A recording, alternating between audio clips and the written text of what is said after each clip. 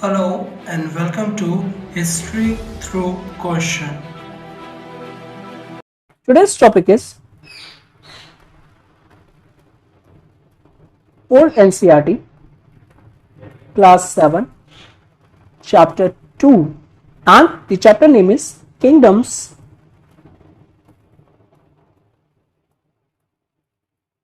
of the South. और इस time जो हम किंगडम्स ऑफ द साउथ की बात करेंगे वो टाइम पीरियड होगा फ्रॉम 800 एडी टू 1200 एडी, ठीक है ना।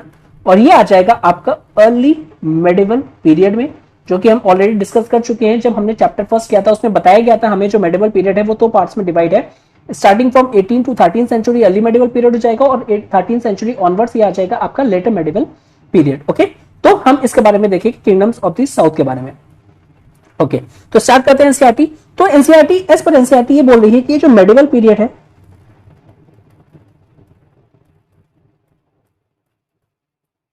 दैट इज फ्रॉम 800 से 1200, इसमें हमको क्लोज कांटेक्ट देखने को मिलते हैं, क्लोज कांटेक्ट देखने को मिलते हैं। और ये जो क्लोज कांटेक्ट है बिटवीन नॉर्थ के बीच में एंड साउथ इंडिया के बीच में हमको ये देखने को मिलते हैं होल ओवर सब कॉन्टिनेंट में, that is Indian subcontinent में हमें क्लोज कॉन्टेक्ट देखने को मिलते हैं। ओके, उसके बाद ये बताया गया है कि जो विंध्यास माउंटेन है,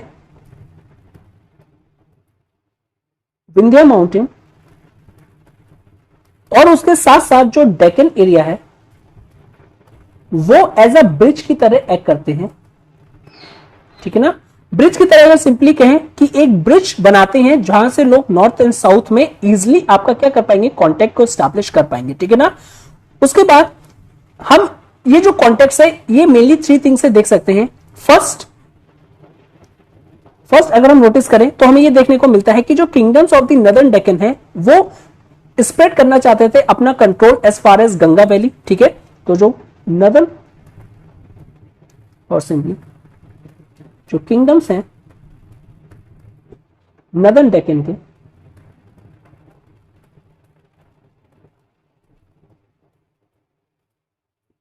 वो क्या करना चाहते थे, वो करना चाहते थे कि कैसे वो स्प्रेड कर सके अपने कंट्रोल को ज्यादा से ज्यादा दूर, और वो था that is the Ganga valley तक। ओके, सेकेंडली अगर हम देखें जो रिलीजियस मूवमेंट थे जो कि डेवलप हो चुके थे साउथ में वो काफी ज्यादा पॉपुलर थे इन द नॉर्थ में। तो रिलीजियस मूवमेंट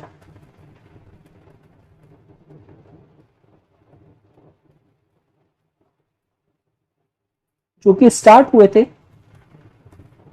साउथ में और नॉर्थ इंडिया में भी काफी ज्यादा उस टाइम पे ये विटनेस होते थे, ठीक है। एक तो हमें ये पता चलता है कि जैसे जो कॉन्टेक्ट है।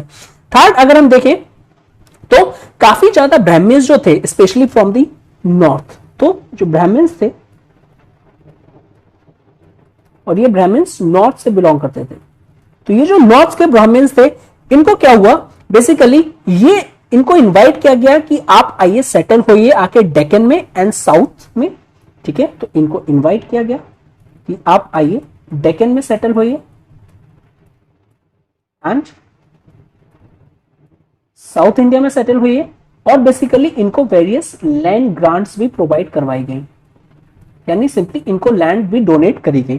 तो इस तरीके से हम देखते हैं कि ये जो मेन थ्री चीजें हैं जिससे हमें ये पता चलता है कि उस टाइम पे नॉर्थ एंड साउथ का जो कॉन्टेक्ट था बहुत ही ज्यादा एक वेल एस्टैब्लिश था। ओके, नाउ अगर हम देखें जो किंगडम्स थे सब कॉन्टिनेंट के, अब वो क्या थे, एक दूसरे से कट ऑफ नहीं थे, they are no longer cut off from each other. और बेसिकली क्या था, जैसे कि अगर हम कंपेयर करें अर्लियर पीरियड से, वो लोग कट ऑफ थे, चाहे वो नॉर्थ का है तो नॉर्थ में ही लिमिटेड था, साउथ का है तो साउथ में ही लिमिटेड था। लेकिन इस पीरियड में that is the medieval period specially from 800 से 1200 सेंचुरी में हमें क्या देखने को मिलता है कि इस टाइम जो किंगडम्स थे आइदर नॉर्थ के या फिर साउथ के या whole of the subcontinent में एक दूसरे से कट ऑफ नहीं थे, कहीं ना कहीं वो लोग अटैच थे, कुछ कॉन्टेक्ट था, ठीक है ना। तो ये आ जाएगा। नेक्स्ट जो आपका सब टॉपिक दे रखा है that is kingdoms of the peninsula, kingdoms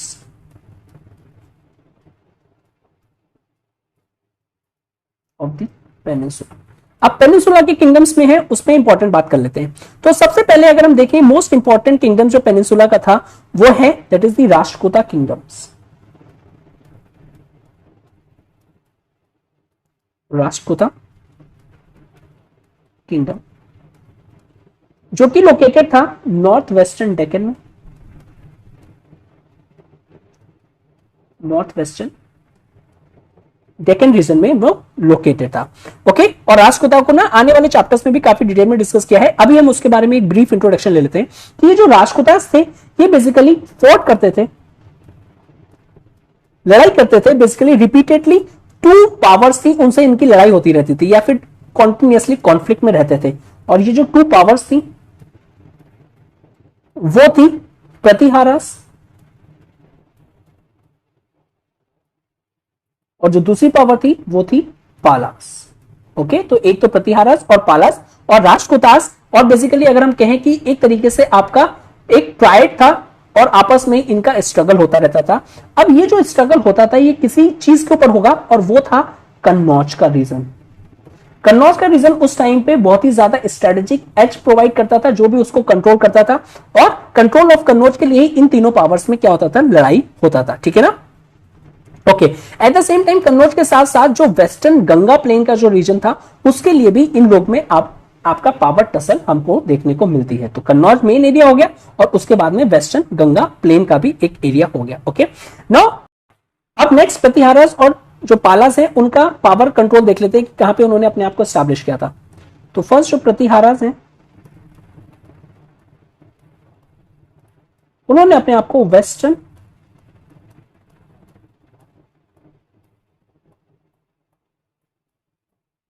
and central India में एस्टैब्लिश किया था। उसके बाद जो पालाज है, पालाज ने अपने आप को ईस्ट में एस्टैब्लिश किया था। अच्छा, जो राष्ट्रकूटास थे सिर्फ और सिर्फ इन्हीं दो पावरफुल रूलर्स के बीच में उनका स्ट्रगल नहीं चल रहा था। जो राष्ट्रकूटास थे in order to extend their influence वो उन्होंने वेरियस कैंपेन्स को स्टार्ट किया था even against the southern rulers. जो सदर्न पावरफुल रूलर्स थे उनके साथ भी वहां पे उन्होंने कैंपेन्स को स्टार्ट किया था या भेजी थी। उनमें से एक फॉरमोस्ट है that is the Cholas, powerful rulers थे। चोलास के बारे में इंफॉर्मेशन प्रोवाइड करवाई गई है कि ये जो चोलास रूलर्स थे इन्होंने जब स्टार्ट किया था अपना रूल तो किया था तमिलनाडु से। और इस तमिलनाडु को अगर हम आज के टाइम पे देखें तो ये कॉन्स्टिट्यूट होता है मॉडर्न तंजौर, यानी जो मॉडर्न तंजौर का जो आज का एरिया है उस टाइम का आपका तमिलनाडु था। ठीक है ना। ओके, नाउ ग्रेजुअली क्या हुआ था, ये जो चोलास थे उन्होंने क्या किया कि बेसिकली अपनी पावर को इंक्रीज करने के लिए वो डिफीट करने लगे थे वेरियस किंग्स को या सिंपली लोकल रूलर्स को, और ये सक्सेसफुल भी हुए थे। उनमें से जो प्रोमिनेंट है that is the Pallava Kings, Pallava Kings को इन्होंने डिफीट किया था। साथ ही साथ जो लोकल रूलर्स थे उनको भी इन्होंने डिफीट करके अपनी पावर को और बढ़ाया था। ओके, उसके बाद अगर हम देखें 11वीं सेंचुरी एडी तक यहां मोस्ट इंपॉर्टेंट किंगडम हो गया था साउथ का। ठीक है, सो बाय 11वीं सेंचुरी एडी जो चोला थे वो पावरफुल किंगडम में एमर्ज हो गया था, एक बहुत ज्यादा स्ट्रॉन्ग किंगडम में एमर्ज हो गया था। ठीक है, ओके, तो इसके बाद अगर हम देखें उसके बाद जो आता है kingdom of the Pandyas. Now kingdom of the Pandyas के बारे में ये कहा जाता है कि ये था साउथ ऑफ द चोलास, यानी जहां पे चोलास लोकेटेड है उनके साउथ में किंगडम ऑफ पांड्यास था। ठीक है, तो पांड्यास ये लोकेटेड थे साउथ ऑफ चोलास। ठीक है, ये सोलास साउथ ऑफ चोलास थे और इनका जो अगर आज का हम रीजन देखें तो ये कॉन्स्टिट्यूट करता है modern Madurai, modern Madurai region ये कॉन्स्टिट्यूट करता है। ठीक है ना। और अगर हम वेस्ट कोस्ट पे देखें तो एक और किंगडम था वहां पे, वो था चेरास, चेरास जो कि था वेस्ट कोस्ट पे। ठीक है, और इसका आज के टाइम पे अगर हम देखें तो ये कॉन्स्टिट्यूट करता है area that is the modern Kerala. तो ये दो भी इंपॉर्टेंट प्रिंसिपैलिटीज वहां पे थी। सो बाय 12th सेंचुरी क्या हुआ, ये जो किंगडम्स थे some of those kingdoms are decline और न्यू किंगडम्स एमर्ज हो गए। ठीक है ना। ओके, सो बाय 12th सेंचुरी इनमें से सम किंगडम्स क्या हुआ, डिक्लाइन हो गए और सम न्यू किंगडम्स को एमर्ज हो गए। नेक्स्ट जो राष्ट्रकूटास थे, राष्ट्रकूटास की पावर के डिक्लाइन होने के बाद जिन्होंने उनको सक्सीड किया था वो थे चालुक्यास। चालुक्यास रूलर थे ऑफ 7th सेंचुरी, ठीक है ना। लेकिन हिस्टोरियंस इनको कहते हैं later Chalukyas, later Chalukyas. It is because जो ओरिजिनल चालुक्यास थे वो 7th सेंचुरी के अराउंड थे और जो लेटर चालुक्यास थे वो हम क्या कह रहे हैं कि थोड़ा टाइम पीरियड के बाद में। तो हिस्टोरियंस अपने कन्वीनियंस के हिसाब से इनको नेम कर देते हैं लेटर चालुक्यास, ठीक है ना। और उसके बाद जब लेटर चालुक्यास आए थे उसके बाद उनको फिर से ओवरथ्रो कर दिया गया था बाय यादवास, ठीक है ना, जो कि रूल करते थे फ्रॉम देवगिरी से। और अगर मॉडर्न टाइम पे हम देखें तो ये कॉन्स्टिट्यूट करता है दौलताबाद, जो कि लोकेटेड है महाराष्ट्र में, जो कि लोकेटेड है महाराष्ट्र में, ओके ना। उसके बाद जो ककतियास थे वो भी रूल करते थे, वो करते थे वरांगल में, ककतियास।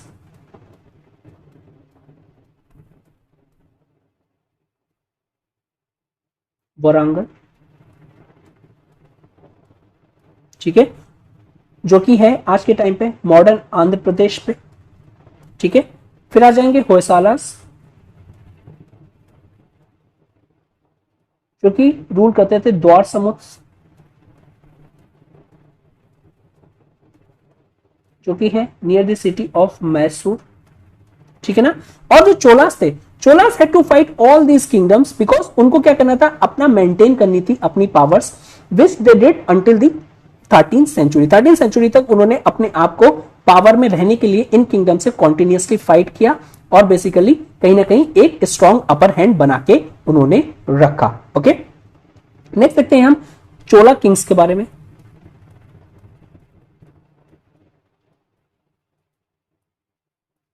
Next is the Chola Kings. तो अगर हम देखें कि अर्ली जो चोला किंग्स थे उन्होंने काफी हेल्प किया था एस्टैब्लिश करने में किंगडम को, वो थे आपके विजय लाया, ठीक है ना, जिनका जो आपका ड्यूरेशन है 846 से 871 एडी तक उनका टाइम पीरियड है, ठीक है ना। इवन इन्होंने कॉन्कर किया था तंजौर को,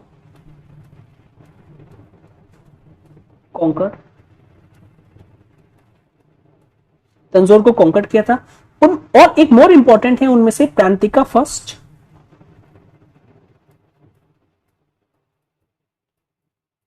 प्रांतिका फर्स्ट, इनका टाइम पीरियड है 907 से लेकर 955। तो और इन्होंने कॉन्कर किया था बेसिकली आपका the land of the Pandyas, और उनको एक टाइटल भी मिला था दैट इज द मदुरई कोंडवम, दैट इज जो कॉन्कर्स ऑफ मदुरई। तो इन्होंने कॉन्कर किया था पांड्यास को, और ये एक टाइटल भी होल्ड करते थे और वो टाइटल था मदुरई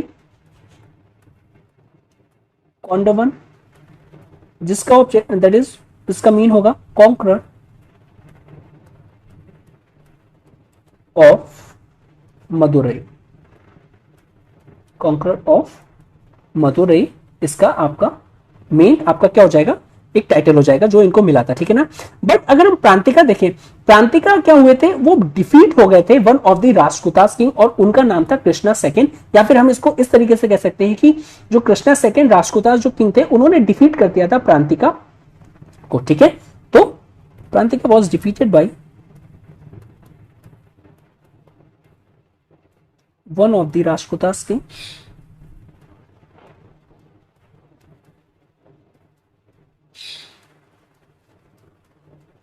और उस किंग का नाम था कृष्णा सेकंड,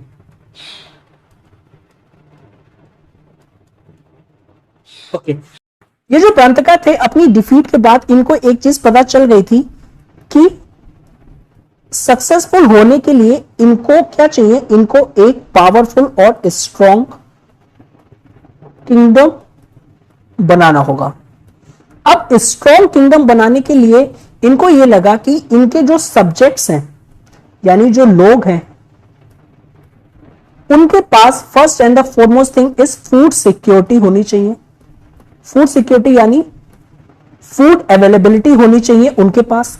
दूसरी जो इनके सब्जेक्ट्स की जो बेसिक रिक्वायरमेंट्स हैं वो भी प्रॉपर तरीके से फुलफिल होनी चाहिए, उसमें कोई प्रॉब्लम्स नहीं आनी चाहिए। थर्ड एंड फॉरमोस्ट थी कि ये जो सब्जेक्ट्स हैं इनको प्रॉपर तरीके से गवर्न करना चाहिए।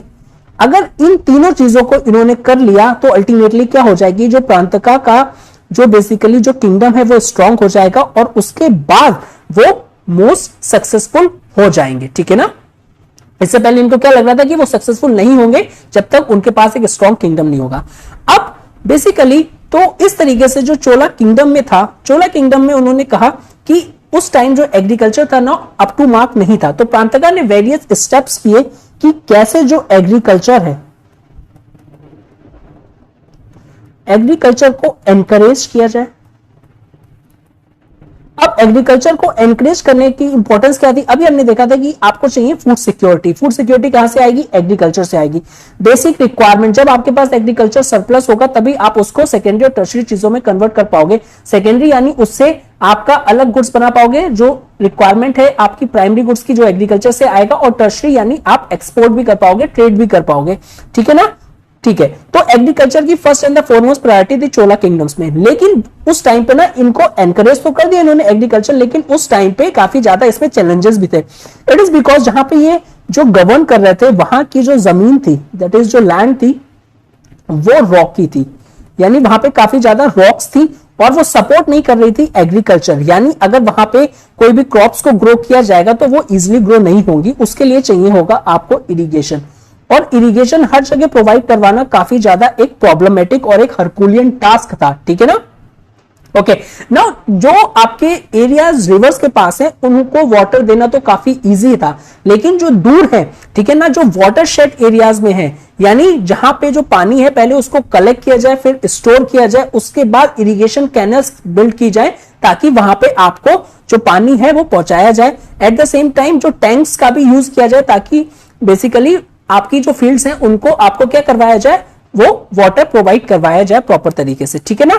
तो ये सारी चीज थी, उन्होंने एग्रीकल्चर एनकरेज किया। उसके बाद जो जो प्रॉब्लम्स ऐसे प्रॉपर इरिगेशन और टैंक्स के भी एस्टैब्लिशमेंट्स किए ताकि क्या है कि जो ये जो जमीन थी उसको आपका फर्टाइल बनाया जाए और एग्रीकल्चर को अच्छे तरीके से सपोर्ट किया जाए, सो दैट एक स्ट्रॉन्ग बेस बने एक स्ट्रॉन्ग किंगडम का। ठीक है ना। ओके, नाउ इस एनसीईआरटी में 2 इंपॉर्टेंट चोला किंग्स के बारे में बताया गया है और वो हैं आपके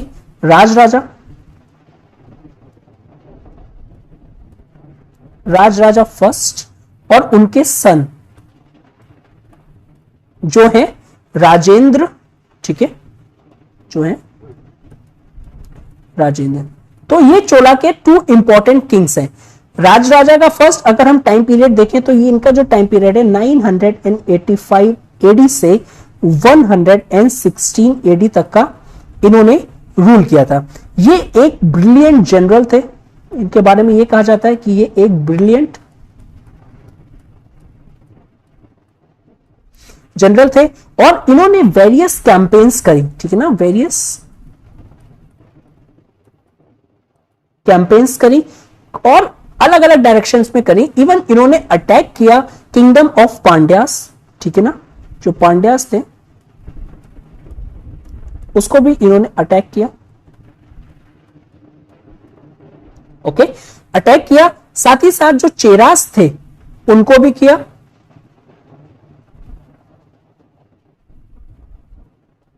जो चेरास थे और जो मैसूर का जो पार्ट्स था उनको भी किया। Okay, at the same time इन्होंने सिर्फ साउथ में ही नहीं, अगर हम देखें तो अपार्ट फ्रॉम इसके उन्होंने नॉर्थवर्ड्स भी वेरियस कैंपेन्स करी थी।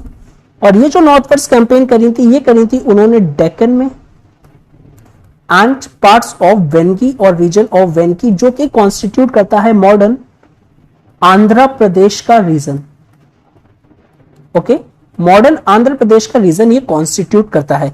नाउ ये जो फोर्ट करी थी उन्होंने कैंपेन, सिंपल उनके मेन ऑब्जेक्टिव था कि कैसे वो प्रूव कर पाए आपका strength of Chola, strength of Chola, कि कैसे वो पता पाए कि जो चोला एम्पायर है वो बहुत ज्यादा पावरफुल है। नाउ जो राज राजा थे उनको ये पता था कि अपार्ट फ्रॉम इफिशिएंट मिलिट्री, उस टाइम पे काफी ज्यादा ये भी इंपॉर्टेंट हो गया था कि कैसे कंट्रोल किया जाए सी को, ठीक है ना। तो कंट्रोलिंग जो सी थे वो भी काफी एम्फसाइज किया राज राजा फर्स्ट में, ठीक है ना। और बेसिकली उन्होंने असर्ट किया कि अगर बेसिकली कोस्ट ऑफ साउथ पे आपका क्या हो जाए, कंट्रोल हो जाए चोला एम्पायर का, तो ये काफी स्ट्रेंथ को बढ़ाएगा चोला एम्पायर की, ठीक है ना। और एज ए रिजल्ट उन्होंने नेवल एक्सपीडिशंस किए, नेवल एक्सपीडिशंस किए अलग अलग जगह, चाहे अगर हम देखने को मिलता है हमें सीलोन जो कि है मॉडर्न श्रीलंका, और साथ ही साथ है आपका मालदीव्स आइसलैंड्स। ओके, नाउ ये जो सीलोन है ये श्रीलंका है और मालदीव्स आइसलैंड्स आप लोग जानते हैं कहां पे लोकेटेड है, ठीक है ना। नाउ एक तो रीजन क्या था कि कैसे नेवल एक्सपीडिशन करके अपनी नेवल सुप्रीमेसी को एस्टैब्लिश करना है, नेवल सुप्रीमेसी को एस्टैब्लिश करना है। एक इसका और रीजन था। अब दूसरा रीजन क्या था कि अगर हम देखें ये जो कोस्ट ऑफ केरला थे, सीलोन और जो मालदीव्स थे, ये एक्सट्रीमली रिच थे, ये एक्सट्रीमली रिच थे और इनके रिच एंड प्रॉस्परस होने का रीजन था एक फ्लुएंट ट्रेड, एफिशिएंट ट्रेड, ठीक है ना, जो कि हम बहुत पहले से पढ़ते हुए आ रहे हैं, ठीक है ना। लास्ट लेक्चर में हमने काफी ज्यादा पढ़ा हुआ है कि इन आपके जो कोस्टल रीजन्स में यहाँ पे ट्रेड बहुत अच्छे से फ्लरिश कर रहा था, ठीक है ना। एट द सेम टाइम अगर हम इंडिया देखें तो इंडिया भी काफी थिंग्स भेजता था वेस्टर्न एशिया में, सच एज चाहे वो टेक्सटाइल्स हो, स्पाइसेस हो और प्रीशियस स्टोन्स हो। और जो लोग थे जो वेस्टर्न एशिया से ट्रेड करते थे इन गुड्स में, वो कौन थे, वो अरब मर्चेंट्स थे। अब अरब मर्चेंट्स क्या हुए थे, हमने ये भी देखा था कि Arab merchants during medieval early medieval period क्या किया था उन्होंने, वो सेटल हो गए थे टाउन्स में जो कि कहां लोकेटेड थे, वेस्ट कोस्ट ऑफ इंडिया में लोकेटेड थे। वहां पे वो लोग पीसफुली रह रहे थे, उन्होंने मैरी किया था लोकल विमेन से और अपने ट्रेड को वो कैरी करते थे। तो सिंपली अगर हम कहें कि वो हार्मनी में रहते थे विद इंडियंस और ये जो ट्रेड करते थे उससे काफी ज्यादा वेल्थ आती थी इंडिया में, it is because of trade, ठीक है ना। और ये जो था वो काफी रिस्पेक्टेड था और उनको ट्रीटेड भी अच्छे तरीके से करते थे। अगर हम देखें किंगडम्स ऑफ चेरास हो गए, मालदीव्स आइसलैंड्स एंड जो सीलोन्स हो गए, ये मेन सेंटर ऑफ ट्रेड थे उस टाइम के, ठीक है ना। इनको क्या कहा जाता है, चेरास, ठीक है ना, सीलोन और जो मालदीव्स हैं इनको मेन सेंटर कंसिडर किया जाता था उस time, main centre of trade इनको कहा जाता था कि ये उस टाइम के मेन सेंटर ऑफ ट्रेड हैं और बेसिकली इसलिए ये काफी आपके क्या है, ये काफी प्रॉस्परस है। तो अगर इनको कॉन्केस्ट कर लिया जाए किसी तरीके से तो सारी की सारी जो इनकम यहां पे आ रही है वो डाइवर्ट हो जाएगी, ठीक है ना। या सिंपली अगर हम कहें कि जो इनकम आ रही है फ्रॉम वेस्टर्न एशियन ट्रेड से वो डाइवर्ट हो जाएगी और किसके पास चली जाएगी, वो चली जाएगी आपके चोला किंगडम के पास। ओके, बट ऑल्दो राज राजा ने अटैक किया था इन एरियाज पे, बट ना कि वो काफी ज्यादा सक्सेसफुल नहीं हो पाए थे, या फिर अगर हम मोर अप्रोप्रिएट टू से कि not able to control them for a long period of time, कि उन्होंने अटैक किया, कंट्रोल किया, लेकिन उस कंट्रोल को वो होल्ड नहीं कर पाए और थोड़ी देर के बाद वो क्या होता है कि वो कंट्रोल से आपका बाहर हो गया, ठीक है ना। ठीक है, उसके बाद हम राज राजास के सन को देखते हैं जो कि राजेंद्र। नाउ राजेंद्र जो थे, नेक्स्ट इज नाउ राजेंद्र के बारे में कहा जाता है कि ही इवन मोर एम्बिशियस, ये और भी एम्बिशियस थे अपने फादर से भी ज्यादा, ठीक है ना। ये एम्बिशियस कैसे थे, अगर हम देखें तो सबसे पहले इनकी लॉन्ग रेन हमें पता चलती है कि इन्होंने रूल किया था अंटिल 1044 एडी तक, ठीक है ना। इन्होंने अपनी जो फादर की पॉलिसी थी वो कंटिन्यू रखी और बेसिकली फॉर्ट किया वेरियस कैंपेन्स। तो इन्होंने कैंपेन्स और जो फादर की पॉलिसी थी उसको कंटिन्यू रखा, ठीक है ना।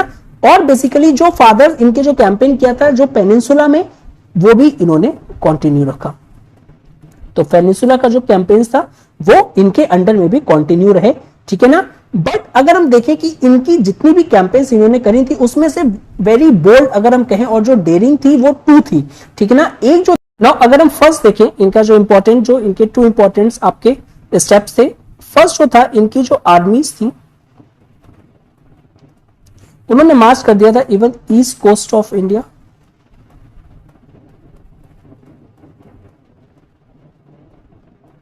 ये ओडिशा तक पहुंच गई थी एंड इवन गंगा रिवर तक पहुंच गई थी। और वापस आते हुए जो पालास लोकेटेड थे ईस्ट में, दैट इज जो बंगाल में थे, इवन इन्होंने उनको भी थ्रेटन किया था अपनी इस कैंपेन से, ठीक है ना। ओके, नाउ राजेंद्र का जो नदन कैंपेन था वो काफी, अगर हम इसको कंपेयर करें, सिमिलर था समुद्रगुप्त का जो सदर्न कैंपेन था जो कि टेक प्लेस किया था 700 एडी में, ठीक है ना। तो ये तो आपका इनका फर्स्ट कैंपेन था जो कि काफी बोल्ड स्टेप्स इन्होंने लिया था। सेकंड अगर हम देखें कि जो राजेंद्र का जो डेयरिंग था वो एक नेवल कैंपेन था, वो एक नेवल कैंपेन था। और ये जो नेवल कैंपेन था इन्होंने किया था basically against the south east Asia की तरफ, ठीक है ना, और साउथ ईस्ट एशिया में। और बिकॉज फॉर मेनी सेंचुरीज अगर हम जो इंडियन मर्चेंट्स को देखें तो इंडियन मर्चेंट्स क्या कर रहे थे, वो ट्रेड कर रहे थे साउथ ईस्ट एशिया के काफी ज्यादा पार्ट्स में। और ये जो ट्रेड है ये बेसिकली स्प्रेड हो गया था इवन सदर्न चाइना। जो इंडियन गुड्स थे उनको शिप्स से थ्रू भेजा जाता था टू सदर्न चाइना, और जो कार्गो था जो वापस आता था वो सिर्फ और सिर्फ चाइना से नहीं होता था, चाइना से होते हुए साउथ ईस्ट एशिया से होते हुए फिर इंडिया में आता था। नाउ ये जो इंडियन शिप्स था ये पास होता था बेसिकली एक इंपॉर्टेंट स्ट्रेट से, और उस स्ट्रेट का नाम है स्ट्रेट्स ऑफ मोलक्का, ठीक है, स्ट्रेट्स ऑफ मोलक्का, ठीक है ना, जो कि उस टाइम अगर हम देखें तो अंडर कंट्रोल था किंगडम ऑफ श्री विजया,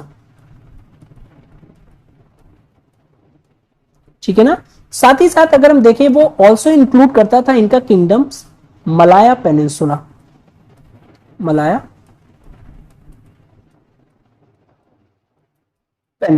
ठीक है ना, और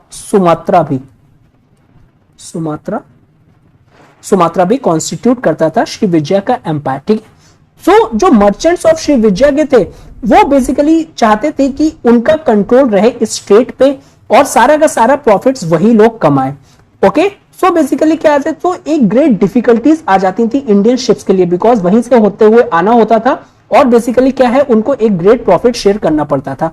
तो इसके रिगार्डिंग में जो इंडियन मर्चेंट्स थे उन्होंने अपील किया जाके चोला किंग्स राजेंद्र के पास कि सर हमें ऐसी ऐसी प्रॉब्लम फेस हो रही है, जब हम चाइना के थ्रू चाइना से ट्रेड करते हुए साउथ ईस्ट एशिया में आते हैं, स्ट्रेट्स ऑफ मलक्का में उन लोग ने अपना एक स्ट्रॉन्ग होल्ड बना के रखा हुआ है, श्री विजय आपके जो किंगडम है उन्होंने, तो इसलिए प्लीज आप हमें हेल्प प्रोवाइड करवाइए, सम रिस्पाइट प्रोवाइड करवाइए। तो क्या हुआ, तो चोला किंग जो राजेंद्र थे उन्होंने एक ह्यूज आर्मी भेजी और बेसिकली एज ए रिजल्ट जो फोर्सेस ऑफ श्री विजय थी उनको डिफीट कर दिया गया, ठीक है ना। सो जो श्री विजय थे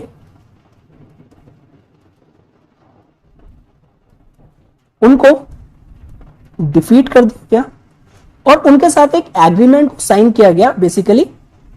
और एग्रीमेंट क्या था कि जो इंडियन शिप्स हैं उनको आप ट्रेवल करेंगे सेफली ट्रेवल होंगी वो थ्रू 3 स्टेट्स ऑफ मलक्का, ठीक है ना, और डिफीट कर दिया और एग्रीमेंट साइन किया कि जो इंडियन शिप्स हैं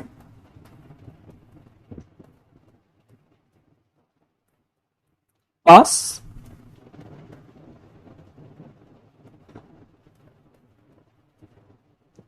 through straight without any problems, कोई भी प्रॉब्लम्स नहीं होनी चाहिए जो इंडियन शिप्स हैं। ओके, सो बेसिकली इस तरीके से जो राजेंद्र ने जो हेल्प करी मर्चेंट्स की वो इसलिए भी करी, इट इज बिकॉज जो मोस्ट ऑफ जो मर्चेंट्स थे वो क्या थे, वो चोला एम्पायर के रहने वाले थे। और बेसिकली इसमें क्या हुआ, जो ये लोग जो मर्चेंट्स जो आपका ट्रेड के थ्रू जो प्रॉफिट लेके आते थे वो अल्टीमेटली एक तरीके का रेवेन्यू था चोला किंगडम्स के लिए, ठीक है। उसके बाद नेक्स्ट देखा जाता है कि जो सक्सेसर्स थे राजेंद्र फर्स्ट के, ठीक है ना, जो सक्सेसर थे राजेंद्र फर्स्ट के सक्सेसर्स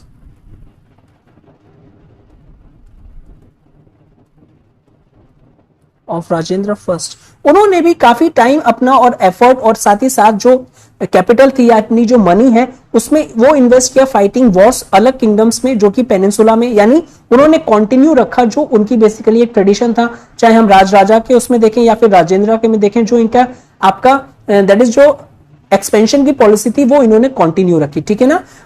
साथ ही साथ हमें ये लेटर जो आपके चोलास हैं या फिर सक्सेसर ऑफ राजेंद्र फर्स्ट अगर हम कहेंगे तो हमें ये देखने को मिलता है कि सम ऑफ जो इनकी जो वार्स थी ना वो सक्सेसफुल नहीं हुई और ग्रेजुअली जो चोला किंगडम था वो वीकर होता गया, ठीक है ना। तो ये जो कैंपेन थी ये सक्सेसफुल नहीं हुई और अल्टीमेटली क्या हुआ कि चोला किंगडम्स वीकर होता गया और साथ ही साथ जो अदर्स किंगडम्स थे वो स्ट्रॉन्गर होते गए और by the end of 13th century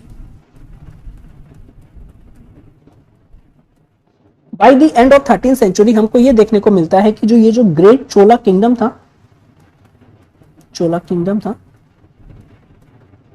it was no मोर या फिर उसका एंड हो गया है, ठीक है ना। तो ये हमने देख लिया चोला एम्पायर के बारे में। अब हम नेक्स्ट इंफॉर्मेशन जो देखेंगे that is with respect to Chola government. चोला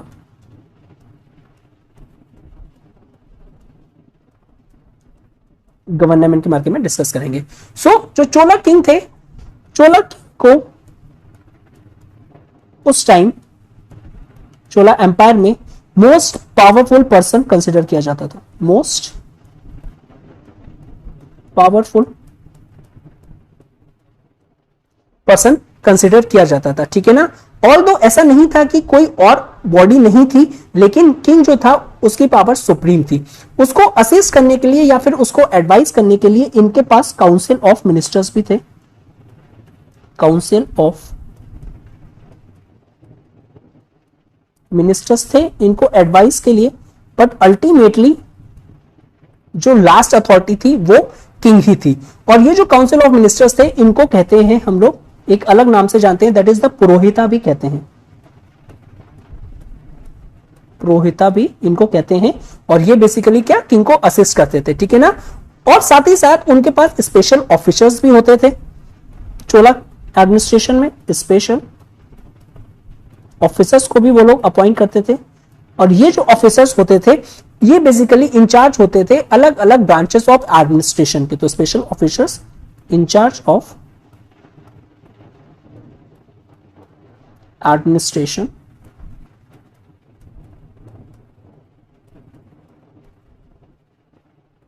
ठीक है ना, ये इंचार्ज होते थे एडमिनिस्ट्रेशन के भी, ठीक है ना। अच्छा, नेक्स्ट जो चोला किंगडम्स थे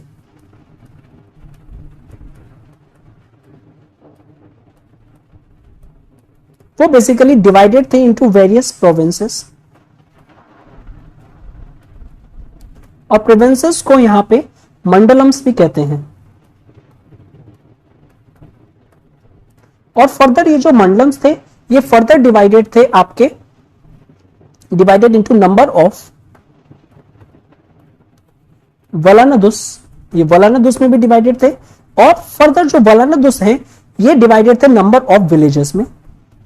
तो ये एक थर्ड टायर स्ट्रक्चर था कि सबसे पहले अगर हम देखें तो आपके क्या आ जाएंगे, वेरियस प्रोविंसेस आ जाएंगे, प्रोविंसेस को मंडलम्स कहते थे। उसके बाद वलानडुस आ जाएंगे और सबसे स्मॉलर लेवल पे क्या आ जाएंगे, विलेजेस आ जाएंगे। जो कैपिटल थी चोला किंगडम की वो थी आपकी तंजौर। चोला किंगडम की कैपिटल जो थी वो थी तंजौर, ओके। और बेसिकली जब ये चोला एम्पायर एस्टैब्लिश हुआ था, लेटर ये जो आपकी कैपिटल थी इसको मूव कर दिया गया और कर दिया गया Kanchipuram,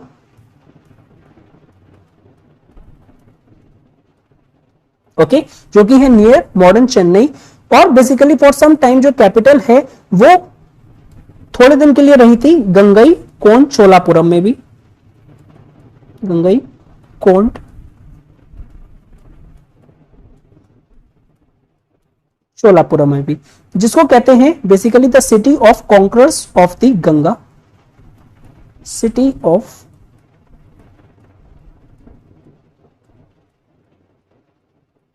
conquerors of the Ganga, okay. अगर विलेजेस का हमने देखा था जो सबसे स्मॉलेस्ट यूनिट है in many of the villages जो एडमिनिस्ट्रेशन होता था, ठीक है ना, विलेजेस का जो एडमिनिस्ट्रेशन अगर हम देखें तो विलेजेस का जो एडमिनिस्ट्रेशन था वॉज कैरीड आउट, सिर्फ और सिर्फ उसमें गवर्नमेंट ऑफिशियल्स ही नहीं होते थे, बट जो विलेजर्स थे वो भी, यानी लोकल एलिमेंट होता है, और लोकल सेल्फ गवर्नमेंट जो है आपका चोला एम्पायर का, वो बहुत ज्यादा एक इंपॉर्टेंट क्या है, एक बॉडी है, ठीक है ना। तो इन विलेजेस के एडमिनिस्ट्रेशन में गवर्नमेंट ऑफिशियल्स के साथ लोकल्स भी अवेलेबल या फिर इन्वॉल्व होते थे इस एडमिनिस्ट्रेशन में, ठीक है ना। और ये जो विलेजेस थे इसमें एक विलेज असेंबली भी होती थी, और इस विलेज असेंबली का नाम होता था उर, या फिर एक सभा, ओके, सभा, या तो उर होगा या फिर सभा, और इसको हम कहेंगे विलेज असेंबली, ठीक है ना। बेसिकली हमें इंस्क्रिप्शंस मिलते हैं, लॉन्ग इंस्क्रिप्शंस मिलते हैं, जो कि विलेजेस के टेंपल में डिटेल प्रोवाइड करवाते हैं कि कैसे ये जो आपकी विलेज असेंबली थी, जिसको उर और सभा कहते हैं, ये कैसे ऑर्गेनाइज करी जाएगी, ठीक है ना।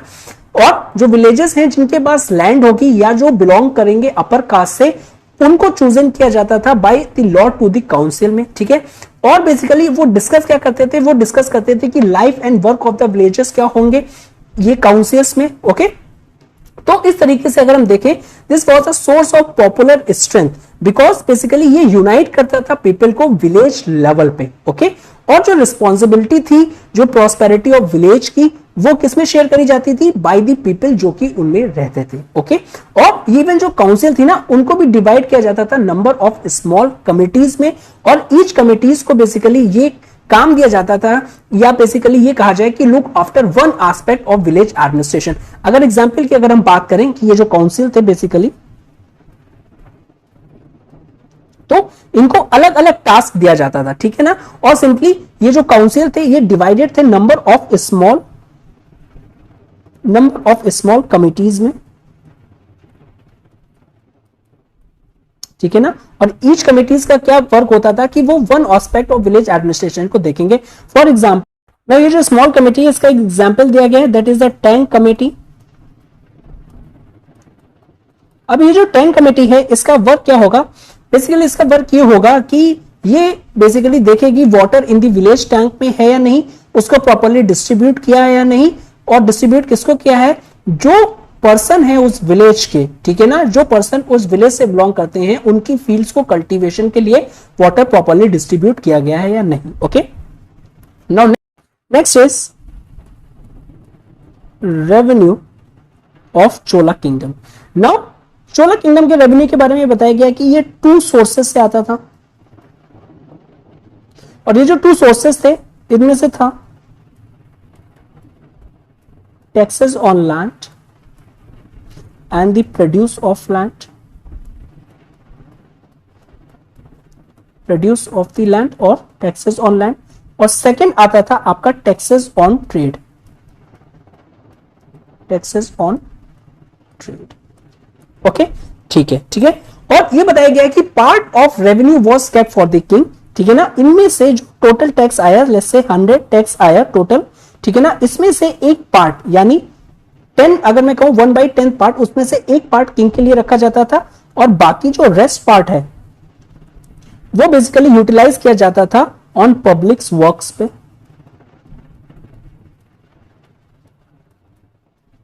पब्लिक वर्क पे इसको यूज किया जाता था, such as building of roads हो गया, टैंक्स हो गया, ठीक है ना, ऑफिशियल्स की सैलरीज को देना हो गया, या बेसिकली आर्मी और नेवी की अपकीप के लिए हो गया, या फिर टेम्पल्स को बिल्ड करने के लिए, ठीक है।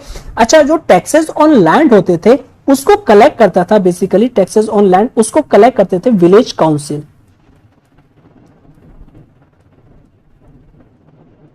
विलेज काउंसिल उसको कलेक्ट करते थे, और जो वेल्थी लैंड ओनर्स थे वो पेड करते थे taxes directly to the officials, जो वेल्थी लैंड ओनर्स थे वो पेड करते थे taxes to the officers, officers को वो पेड करते थे, ओके। और जो ट्रेड के जो टैक्सेस थे उसको कलेक्ट करता था बेसिकली मर्चेंट,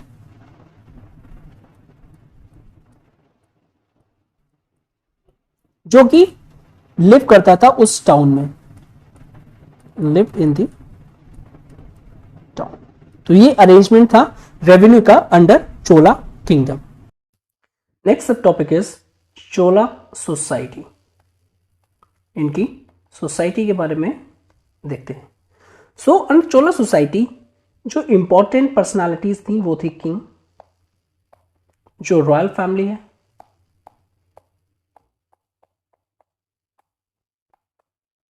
अलॉन्ग विथ जो कोर्ट पर्सन है। नाउ ये जो मेन पार्टीज हैं चोला सोसाइटी में, जिनको काफी एक अपर क्लास फैमिलीज को माना जाता था, किंग हो गया, रॉयल फैमिली हो गया and the court. Apart from that two other types of person हैं जिनको ग्रेटली रिस्पेक्ट किया जाता था अंडर चोला सोसाइटी, ठीक है ना। तो टू पर्संस और टू टाइप्स ऑफ पर्संस अलग थे।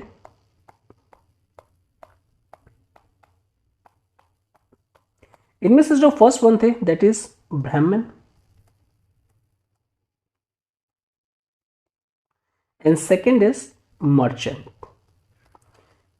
इन दोनों टाइप्स ऑफ पर्सन को काफी ग्रेटली रिस्पेक्ट किया जाता था आपकी चोला सोसाइटी में। नाउ व्हाई इनको रिस्पेक्ट किया जाता था, क्या रीजन है इसके पीछे, अंडरस्टैंड करते हैं।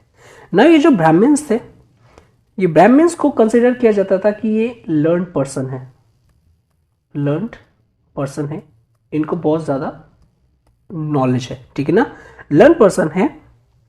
और इसी तरीके से इनको बेसिकली काफी ज्यादा गिफ्ट्स भी दिए जाते थे in the form of lands and villages. Lands and villages allot करते थे किंग्स इनको, ठीक है ना, as a gift. It is because of its superior knowledge, okay ना। और ये जो ग्रांट्स थी जो इनको दी जाती थी लैंड एंड विलेजेस की, इनको और जो गिफ्ट थे इनको एक नेम दिया गया है डेडिकेटली, दैट इज दी आपका ब्रह्मदेय। ब्रह्मदेय गिफ्ट्स। और इन गिफ्ट्स के बारे में बताया गया है बेसिकली इसके अंडर में जो लैंड्स और विलेजेस इनको दिए जाते थे उस पे कोई भी लैंड टैक्स नहीं लिया जाता था इनसे, नो लैंड टैक्स, यानी ये टैक्स फ्री लैंड ग्रांट्स दी जाती थी इनको, ठीक है ना। दैट इज ब्राह्मण्स को कोई भी टैक्स पे नहीं करना है इस पे, ओके ना।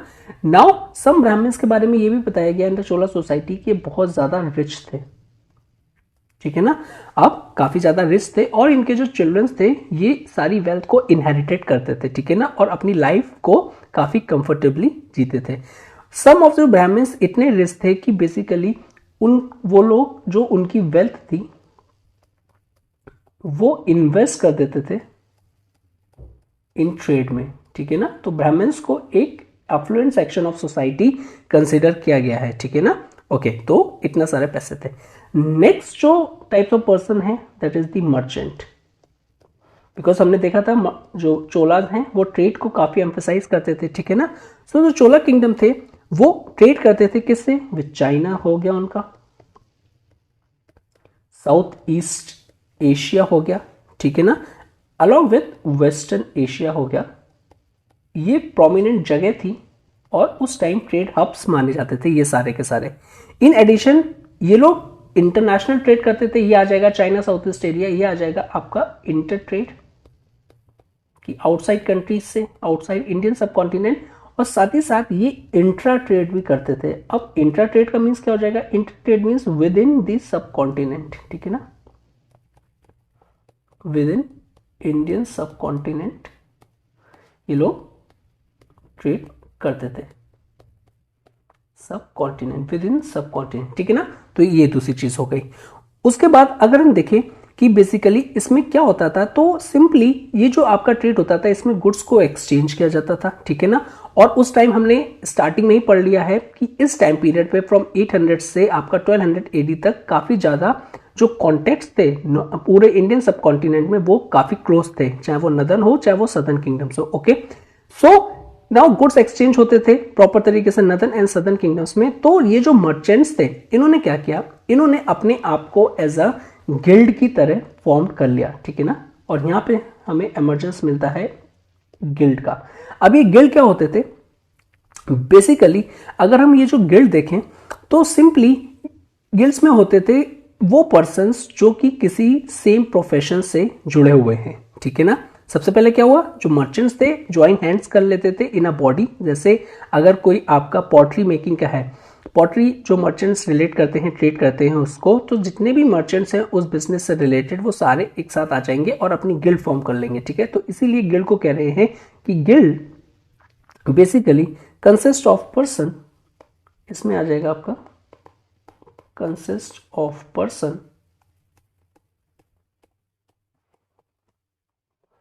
Working in the same profession, working in the same profession। Okay, ये हो गया, ठीक है। अच्छा, ये जो मर्चेंट गिल्ड्स होते थे इनको हम मनी ग्राम्स भी कहते हैं, ठीक है ना। मर्चेंट गिल्ड्स जो होते थे इनको मनी ग्रामम भी कहा गया है। ओके, तो ये भी एक दूसरी चीज है। तो ये जो मर्चेंट्स थे, अब आगे सारे लोग जितने भी सेम प्रोफेशन के हैं, और ये क्या करते थे, ये अपने मनी को, यानी जितने भी इनके पास रिसोर्सेज होते थे, ये बेसिकली उस रिसोर्सेज को पूल करते थे, एक साथ लेके आते थे, ठीक है ना। जैसे अगर 10 लोग हैं एक गिल्ड में सेम प्रोफेशन से रिलेटेड, तो जितने भी उनके पास रिसोर्सेज हैं वो सारे रिसोर्सेज एक साथ 10 लोग कंट्रीब्यूट करते थे, ठीक है ना। और बेसिकली अगर सिंपली ये इसलिए करते थे कि अगर कोई एक पर्सन कंट्रीब्यूट कर रहा है या फिर एक मर्चेंट है कंट्रीब्यूशन कर रहा है तो उसके मनी का सिग्निफिकेंस नहीं है, लेकिन अगर वो लोग सारे के सारे कुछ ना कुछ कंट्रीब्यूट कर रहे हैं तो एक डिसेंट अमाउंट ऑफ मनी आ जाएगा। तो सिंपली वो कैसे एक्ट कर रहे हैं, अ काइंड ऑफ बैंक, एक बैंक की तरह एक्ट कर रहे हैं। जितने भी मेंबर्स हैं वो सब कंट्रीब्यूट कर रहे हैं और एक आपका डिसेंट अमाउंट ऑफ मनी को पूल कर दिया गया है, ठीक है ना। Now each one contributed his share of money.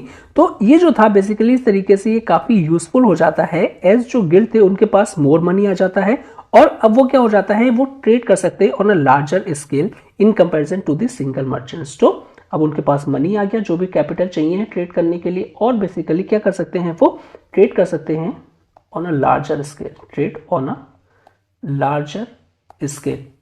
अब try to understand one thing, जैसे एक मर्चेंट से पॉटरी मेकिंग का, ठीक है ना, पॉटरी मेकिंग का, या इस टाइम पे अगर हम कहें कोई और चीज कमोडिटीज जो है वो काफी आपकी डिमांड्स में थी, ठीक है। तो जो मर्चेंट है उसकी जो गुड्स हैं वो काफी अच्छे हैं, पर वो अभी तक इंट्रा ट्रेड ही करता है, यानी इंडियन सब कॉन्टिनेंट में ही ट्रेड करता है। उसके पास इतना कैपिटल नहीं है कि वो आपका इंटरनेशनल ट्रेड को कैरी कर सके। अब जब सारे के लोग उस 10 तरीके के 10 मर्चेंट्स आपको उसी दैट इज मिल गए जो सेम कमोडिटीज को ट्रेड करते हैं, वो आए, उन्होंने अपने मनी को पूल किया और एक बड़ी ऑर्गेनाइजेशन फॉर्म कर ली, जिसके थ्रू अब कैपिटल भी हो गया यानी मनी भी हो गया, और ये जो अब गिल्ड है ये कैरी कर सकता है intra trade plus as well as international trade. तो ऑब्वियसली क्या हो जाएगा कि जो मोर मनी भी आ गया और जो ट्रेड होगा अब लार्जर स्केल पे होगा, और ऑब्वियसली जो प्रॉफिटेबिलिटी है वो इंक्रीज होगी, ठीक है ना। उसके बाद अब ये जो गिल्ड हो गए एक ऑर्गेनाइजेशन तरीके से फॉर्म्ड हो गई, ठीक है ना। अब ये इसके बारे में कहा जा रहा है कि ये जो मर्चेंट गिल्ड है इनके अपने कैरवन्स होते थे, ठीक है ना, ओन कैरवन्स होते थे। अब ये कैरवन्स काय के लिए होते थे, तो ये होते थे for transporting good, transporting goods को ट्रांसपोर्ट करने के लिए from one place to another इसको यूज किया जाता था, ठीक है ना। सम ऑफ जो गिल्ड्स होते थे इवन और पावरफुल होते थे, ठीक है ना, तो वो अपने साथ क्या रखते थे, आर्म्ड गार्ड्स भी रखते थे, आर्म्ड गार्ड्स।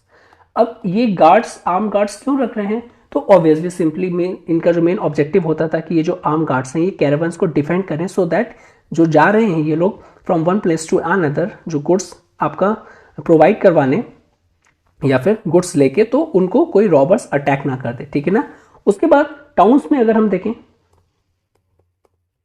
तो टाउन्स में टाउन गिल्ड के बारे में बताया गया है, टाउन गिल्ड्स के बारे में बताया गया है, ठीक है ना। अब ये क्या करते थे, इनका काम था ये कलेक्ट करते थे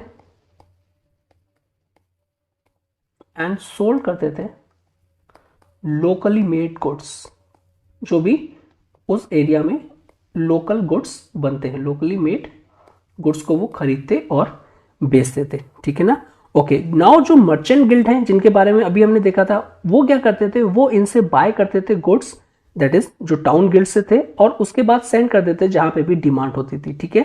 तो सिंपली अगर हम कहे जाएं जो मर्चेंट गिल्ड्स काफी एक बड़े हैं और उनके नीचे या फिर उनकी सेकेंड कैटेगरी में जो आएंगे वो टाउन गिल्ड्स आएंगे, जो कि एक स्पेसिफिक टाउन से क्या कर रहे हैं, वो आपका ट्रेड के लिए कैरी कर रहे हैं, ठीक है। तो मर्चेंट गिल्ड्स इनसे खरीद के जहां पे भी डिमांड होती थी उसको गुड्स को क्या कर देते थे, आपका वहां भेज देते थे। एट द सेम टाइम जो गुड्स था समटाइम्स एक्सचेंज किया जाता था फॉर गुड्स, यानी गुड्स को गुड्स, अगर हम कहें बार्टर ट्रेड, और समटाइम्स इसको बेसिकली कैश किया जाता था, ठीक है, या फिर पेड किया जाता था इन कैश में। अब दोनों ही चीजें में जो प्रॉस्पेरिटी ऑफ द मर्चेंट्स की थी ना, वो काफी ज्यादा हाई थी, ठीक है ना। So prosperity of the merchants means the prosperity of the town. जितने ज्यादा प्रॉस्पर मर्चेंट्स होंगे, merchants prosperity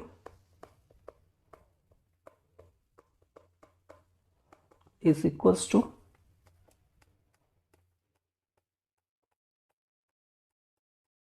prosperity of towns. तो जितने ज्यादा मर्चेंट की प्रॉस्पेरिटी उतने ही ज्यादा आपकी टाउन्स की भी प्रॉस्पेरिटी। इट इज बिकॉज, अब ऐसा क्यों कह रहे हैं, बिकॉज ये वेल्थी होंगे और ये पेड करेंगे big taxes to the state, ठीक है ना, वेल्थी, बिकॉज जितने ज्यादा से ज्यादा ये ट्रेड करेंगे उतना ज्यादा से ज्यादा क्या होगा, ट्रेड पे टैक्स लगेगा और फाइनली स्टेट की जो इनकम है वो बढ़ेगी। स्टेट इनकम में इनका काफी ज्यादा कंट्रीब्यूशन होता था, ठीक है ना, अगर हम सिंपली देखें, ठीक है। अच्छा, ये बेसिकली इसके एक और इंफॉर्मेशन प्रोवाइड करवाई गई है कि 177 एडी में क्या हुआ। 177 एडी में ये जो मर्चेंट्स थे, दैट इज इनकी जो गिल्ड्स थी, इनको एक एम्बेसी भेजी गई, एन एम्बेसी ऑफ 72 मर्चेंट्स। मतलब इंपॉर्टेंस ऑफ मर्चेंट शो करने के लिए ये इंफॉर्मेशन को बताया गया है कि इनकी एक एम्बेसी भेजी गई चाइना को, चाइना, और इनकी जो रिस्पॉन्सिबिलिटी थी, इस एम्बेसी का जो ऑब्जेक्टिव था कि चाइना में जाके फर्दर एक्सप्लोर करें कि कैसे जो ट्रेड है जो अभी है उसको और बढ़ाया जा सकता है, ठीक है। तो कैसे ट्रेड को फर्दर बूस्ट किया जा सकता है, इनकी एम्बेसी भेजी। तो try to understand from this fact कि क्या इनकी जो मर्चेंट्स थे, इनकी क्या आपकी वैल्यू थी आपका चोला सोसाइटी में, ओके। नाउ अगर हम देखें कि ऐसा नहीं है कि अभी तक हमने देखा कि सोसाइटी में सब कुछ बड़ा अच्छा लग रहा है कि सब लोग प्रॉस्परस हैं, सब लोग रिच हैं, वेल्थी हैं, ठीक है ना, ऐसा नहीं था। Everyone was not wealthy and prosperous, चाहे वो लेबर को ले लें हम, लेबरस टाउन्स में हो या फिर जो पीजेंट्स हैं वो विलेजेस में हो, ठीक है ना। तो इनकी कंडीशन जो थी, इनकी कंडीशन वेरी पुअर, इनकी condition not up to the mark, काफी ज्यादा ये लोग पुअर थे।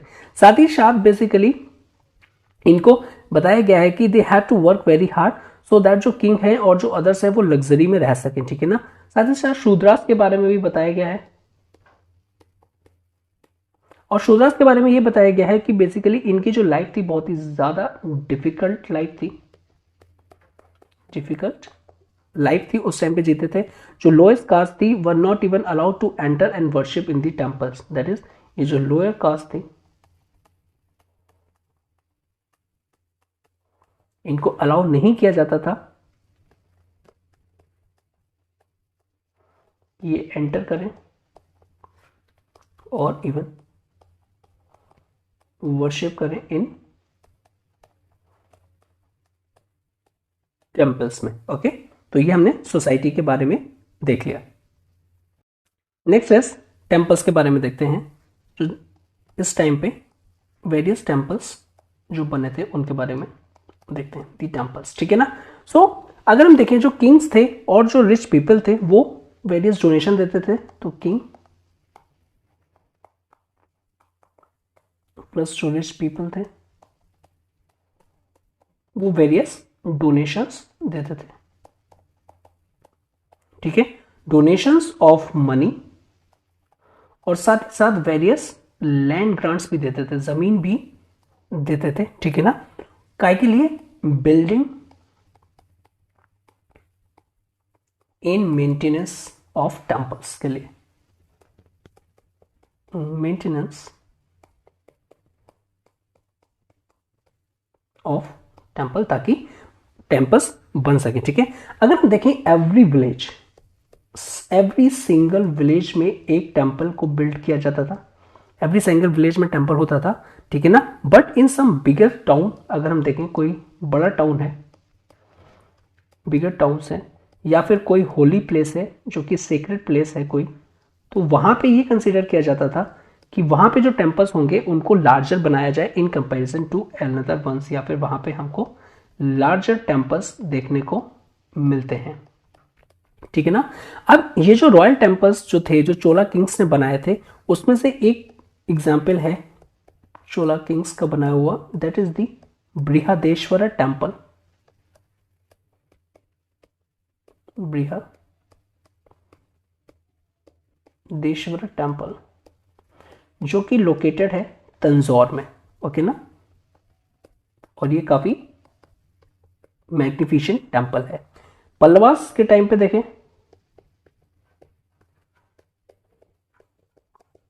अब पल्लवा पीरियड के अगर हम टाइम पे देखें तो इस टाइम पे ये जो टेम्पल्स थे ये रॉक कट श्राइन्स इनको कहते थे, रॉक कट श्राइन्स।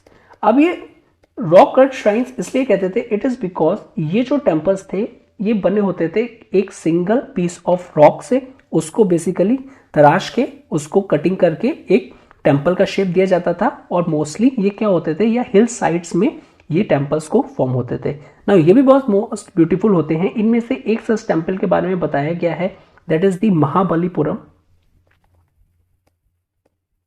महाबलीपुरम जो कि लोकेटेड है नियर मद्रास में, ओके ना। नाउ अब क्या हुआ, जो बिल्डिंग टेम्पल्स थे सिर्फ और सिर्फ ये जो रॉक कट श्राइन्स थे या फिर हिल साइड में ही लोकेटेड नहीं रहे, बट अब कंस्ट्रक्ट होने लगे थे with the blocks of stones on the ground, यानी ग्राउंड पे भी अब ये कंस्ट्रक्ट होने लगे थे। पहले क्या होता था, पहले जो हिल्स होती थी उसको ही काट काट के बेसिकली उसको तराश के जो आपका टेम्पल्स को फॉर्म किया जाता था हिल साइड्स में, ठीक है ना। अब क्या हो गया, अब कंस्ट्रक्ट किए जाने लगे with the block of stone on the ground, ठीक है। सो काफी अर्ली टेम्पल्स हमको देखने को मिलते हैं in the town of Kanchipuram. तो कांचीपुरम में हमको काफी अर्ली टेम्पल्स का एग्जाम्पल मिल जाते हैं, अर्ली टेम्पल के एग्जाम्पल्स विटनेस हो जाते हैं, ओके। अच्छा, जो अर्लियर टेम्पल्स होते थे ना उसमें बेसिकली एक श्राइन रूम होता था, जहां पे मेन डीटी जो थी उनको रखा जाता था, ठीक है ना। श्राइन रूम होता था और सिंपल एक एंट्रेंस हॉल होता था जहां से मेन डीटी तक पहुंचा जाता था। तो एंट्रेंस हॉल हो जाएगा, या फिर उसको हम वेरांडा भी कह सकते हैं,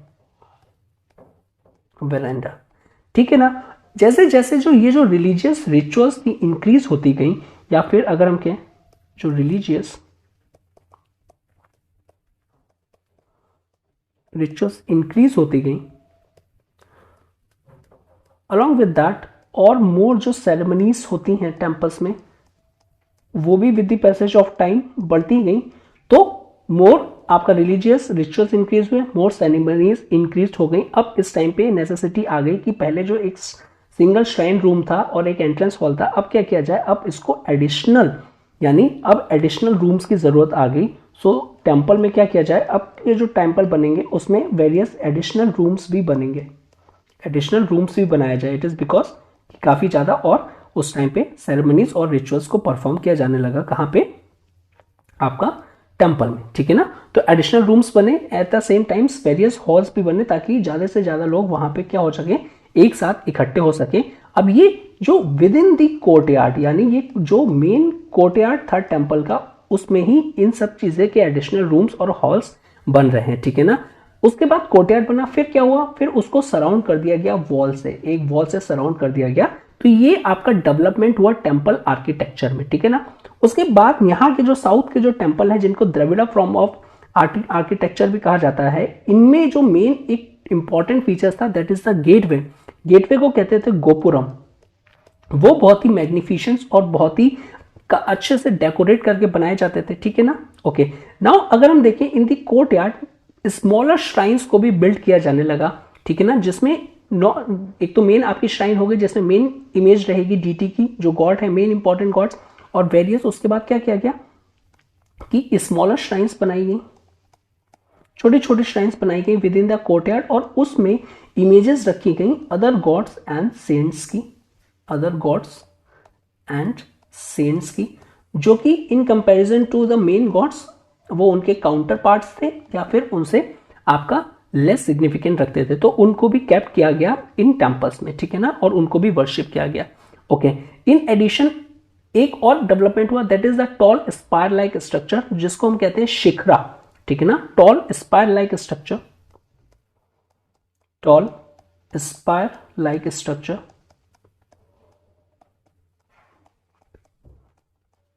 ठीक है, स्पायर लाइक स्ट्रक्चर को बिल्ड किया गया। अब ये किसके ऊपर किया गया, ये जो मेन सेंट्रल श्रीन, यानी छोटी छोटी श्राइन, हम मेन सेंट्रल श्रीन के ऊपर इस स्पायर लाइक स्ट्रक्चर को आपका बिल्ड किया गया, जिसको ये शिखरा कहते हैं। शिखर हिंदी का जो वर्ड है ना, उसी से ये आपका शिखरा आया है। अब इसका मेन ऑब्जेक्टिव क्या होता था, बेसिकली शिखरा जितना लंबा होगा, जितना हाई होगा, सो दैट जो कोई भी अगर बाहर से कोई आ रहा है, एवरीवन विजिटिंग द टेम्पल, वो इजिली लोकेट कर लेगा कि सेंट्रल श्राइन कहाँ है, सेंट्रल श्राइन कहाँ लोकेटेड है, जहां पे मेन डीटी आपके वहां पे रखे गए हैं। तो शिखरा का आपका ये ऑब्जेक्टिव होता था। ओके, नाउ अगर हम देखें, हमने देखा कि image of God and goddesses praise की जाती थी श्राइन रूम में, मेन उसमें। अब ये जो आपकी जो इमेजेस थी, ये बनी काय की होती थी। नाउ ये जो इमेजेस थी, ये आपकी स्टोन की भी होती थी, और साथ ही साथ उस टाइम हमें ब्रॉन्ज की भी देखने को मिलती हैं, यानी ये मटेरियल्स को यूज किया जाता था आपके इमेजेस में, ठीक है ना। ब्रॉन्ज के पर्टिकुलरली बारे में ये बताया गया कि जो ब्रॉन्ज की जो मूर्तियां होती थी वो काफी ज्यादा ब्यूटीफुल हैं और वर्ल्ड फेमस भी हैं। उनमें से एक सच एग्जांपल है ब्रॉन्ज इमेज ऑफ नटराज, ठीक है। ओके, नाउ टेम्पल अगर हम चोला किंगडम में देखें तो टेम्पल्स इन चोला किंगडम, तो हमको ये पता चलता है कि ये जो टेम्पल्स थे चोला किंगडम में, सिर्फ और सिर्फ एक प्लेस ऑफ वर्शिप नहीं थे, that is not only a place of worship, but वो एक्ट करते थे also a place of social and economic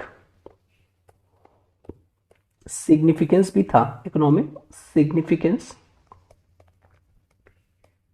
भी था इसका, अलॉन्ग विथ पॉलिटिकल। और ये एडिशनल इंफॉर्मेशन है कैसे, लास्ट टाइम जो हमने लेक्चर्स लिए थे क्लास 6 एनसीईआरटी के, उसमें देखा था हमने कि टेम्पल कैसे एक्ट कर रहे हैं, ठीक है। तो सिंपली चोला किंगडम में जो प्लेस ऑफ वर्शिप था, उसको आपको ये अंडरस्टैंड करना है कि ये सिंपल एक प्लेस ऑफ वर्शिप नहीं था या फिर एक रिलीजियस ही इसका सिग्निफिकेंस नहीं था, इसका सोशल और इकोनॉमिक सिग्निफिकेंस भी था। इट इज बिकॉज यहाँ के जो लोग थे यहाँ पे गैदर्ड होते थे, जो पीपल्स थे वो गैदर्ड होते थे, ठीक है ना, during the times of festivals, जब कोई फेस्टिवल्स होता था। और बेसिकली वो क्या करते थे, वो वेरियस मीटिंग्स करते थे और मीटिंग्स में डिस्कस करते थे जो भी मैटर्स होते थे अपमोस्ट इंपॉर्टेंट, ठीक है ना, उस टाइम पे जो भी होते थे। एजुकेशन सेंटर की तरह भी ये टेम्पल्स काम करते थे, इसमें जो प्रीस्ट होते थे वो एजुकेशन प्रोवाइड करवाते थे। और जो टेम्पल्स होते थे उनके पास वेरियस लैंड्स भी होती थी, काफी ग्रांट भी दी जाती थी और वेल्थ भी होती थी जो उनको डोनेट की जाती थी। तो जो लैंड है उस पर उनको रेवेन्यू मिलता था, तो बेसिकली उनके पास काफी ज्यादा पैसा था, तो ये इन्वेस्ट करते थे आपके ट्रेड में, तो वो एक्ट करते थे एज अ बैंक, ठीक है ना। तो ये सारी चीजें हैं हम लोगों ने ऑलरेडी डिस्कस कर चुके हैं। तो अगर कहीं भी आए द सिग्निफिकेंस ऑफ टेम्पल्स, तो ये सब चीजें आपको लिखनी है, स्पेशली इन कॉन्टेक्स्ट टू आपका सदर्न, अगर हम पोर्शन की बात करें, सदर्न किंगडम्स की बात करें, उनके टेम्पल्स की स्पेसिफिक सिग्निफिकेंस ये है। ओके, तो जो इस एनसीईआरटी में इंफॉर्मेशन प्रोवाइड करवाई गई कि ये जो आपका चोला किंगडम्स था ये सेंटर ऑफ सोशल एक्टिविटी तो था ही, साथ ही साथ इसमें अगर हम देखें तो अदर पार्ट ऑफ चीजें भी होती थी, चाहे वो लोग गैदर हुए, डिस्कशन हुआ वेरियस, ठीक है ना, मीटिंग्स होती थी, ठीक है। और साथ ही साथ बेसिकली जो वेल्थी लोग होते थे वो लार्ज डोनेशंस भी देते थे मनी की और ऑफरिंग टेम्पल्स, ठीक है ना। तो इस पे काफी ज्यादा ये जो टेम्पल्स थे वो बहुत ज्यादा रिच थे। अब ये जो टेम्पल्स थे इनके पास जो वेल्थ आ रही है, कुछ वेल्थ तो ये लोग क्या करेंगे, बेसिकली टेम्पल्स को डेकोरेट करने में लगा देंगे, ठीक है ना। Some wealth they utilize in order to decorate temple, temple को खूब अच्छे से डेकोरेट। अब क्या होगा, बेसिकली वेरियस स्कल्पचर्स आएंगे, ठीक है, जो वॉल्स होंगी इनकी उस पर खूब अच्छे अच्छे स्कल्पचर्स बनाए जाएंगे, ठीक है ना। और वेरियस सीन्स को भी डिपिक्ट किया जाएगा। सीन्स जो होंगे बेसिकली वो आपके होंगे वेरियस गॉड्स एंड मेंस के होंगे, ठीक है ना, बैटल सीन्स होंगे, सीन्स ऑफ वर्शिप होंगे, म्यूजिक एंड डांसिंग होंगे, और इमेजेस इन स्टोन एंड जो ब्रॉन्ज होगी उसको ग्रेट केयर एंड डिवोशन से रखा जाता था, ठीक है ना। और फेस्टिव डेज पे क्या किया जाता था, बेसिकली इनको काफी हैंड रिच स्किल से डेकोरेट किया जाता था, गोल्डन ऑर्नामेंट्स पहनाए जाते थे, और बेसिकली इनको एक प्रोसेशन यानी इनकी यात्रा भी निकाली जाती थी एक लार्ज वुडन कैरियज में, ठीक है ना। सो टेम्पल के बारे में ये क्या जाता was not only a beautiful buildings but simply अगर हम कहें तो जो साउथ के टेम्पल थे उस time store house of great riches as well. तो ये एक इंपॉर्टेंट लाइन मिल जाती है हमें। नेक्स्ट सब topic is education. Okay, education के बारे में देखते हैं। सो अगेन ये जो टेम्पल है, टेम्पल सिर्फ हमने क्या देखा था, सिर्फ और एक ऐसा प्लेस नहीं है जहां पे सिर्फ वर्शिप किया जाए, और मीटिंग प्लेस भी था वो, ठीक है ना, बिकॉज जो विलेज असेंबली थी वहां पे अपनी मीटिंग करती थी और जो भी बिजनेस होते थे वो डिस्कस करते थे, ठीक है ना, जो कि समटाइम्स हमको देखने को मिल जाते हैं वॉल्स पे, बिकॉज उनको इंस्क्रिप्शन की तरह वहां पे रिकॉर्ड किया गया है ऑन द टेम्पल्स। साथ ही साथ जो प्रीस्ट था आपके टेम्पल के, जो प्रीस्ट थे ऑफ द टेम्पल्स के, वो एक्ट करते थे as a local teachers, local teachers, because उस टाइम टेम्पल्स को ही स्कूल भी आपका माना जाता था, और ऐसा सेपरेट स्कूल कोई नहीं होता था। जो टेम्पल्स था उनके जो कोर्टयार्ड था उसी में स्कूल लगते थे, ठीक है ना, और वहीं पे डे टाइम पे आपके जो स्टूडेंट्स थे वो वहां पे एजुकेशन लेते थे, ठीक है ना। ओके, नाउ जो यंग स्टूडेंट थे मोस्टली उसमें से ब्राह्मण्स होते थे, ठीक है ना, वो अपने लेसन को 2 लैंग्वेजेस में आपका लर्न करते थे, ठीक है। तो मोस्टली जो स्टूडेंट्स होते थे वो ब्राह्मण्स होते थे, और वो अपने लेसन को 2 लैंग्वेजेस में लर्न करते थे, ठीक है ना। अब हम देखेंगे यहाँ पे लैंग्वेजेस का इंपॉर्टेंस यहाँ से।